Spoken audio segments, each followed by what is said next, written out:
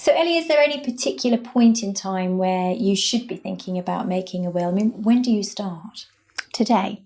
There's no real time when it should be done, so sooner is always better, because we never know when something is going to happen to us. So getting it in place to ensure that your affairs are in order, it's always better to be sooner rather than later. Yeah, absolutely. And is there a minimum age when you can start creating a will? Do you have to be 18? Yes. So for most people, 18 is the age at which you can make a will. There are earlier requirements if you're in the armed forces, but for most of us it's 18. Great, great.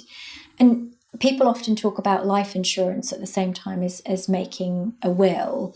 Is that something you'd recommend looking at the same time? Absolutely. It's not something I can give advice on, so we wouldn't specifically do it, but it's always the something that comes into conversation when people are preparing wills.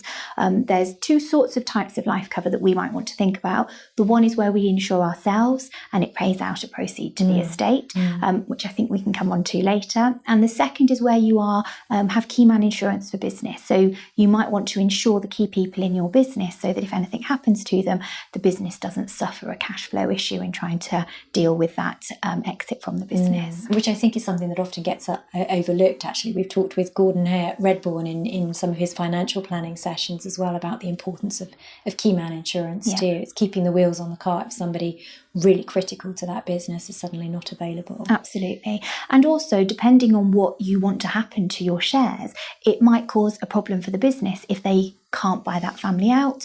And the other consideration to have is there's almost two elements to it. You've got where you want the control to continue to pass to. So you may want that to pass to your co-shareholders so that they can continue to run the business. And then there's the value element, what your interest in that business is worth. And so by having insurance, you can usually take account of both elements of that. But there would be additional planning that would need to take place in and above your will with regards to a cross-option agreement to ensure that both shareholders and both parties are committed to doing what you've set out to do. Yeah, so it's really about that important planning of your intentions and other people's intentions around what you're doing with your business that's going to feed in, at least in part, to the will, but will be happening in parallel to it as well.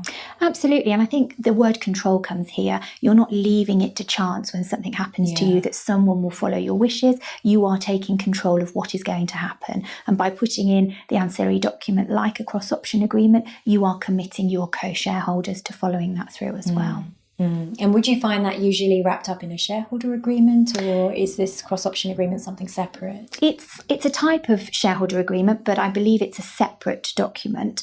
So you are it's the crossing of the transfer of interest, really. So the insurance policy will pay out a sum of money, the shares will go to people, and then it's the committing of those crossing of interests so that the shares will pass over to the shareholders and the value will come to the family. So it's usually a separate document to a shareholders agreement, but I suppose it's akin to that. Brilliant. So you'd be looking at that in the same time as Absolutely. That's what we would be recommending if you're looking at taking out insurance in line with the will.